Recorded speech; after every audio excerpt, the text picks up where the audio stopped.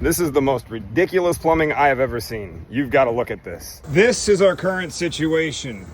An indexing valve with all kinds of fun fittings and leaks. It's like a little water park here in front of me.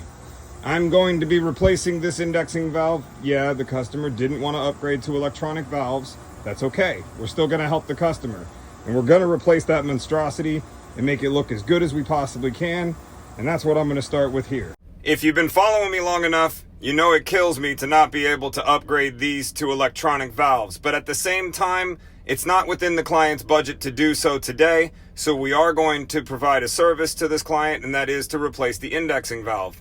We might not be upgrading the valves here, but we're definitely going to leave this place looking better than the way we started.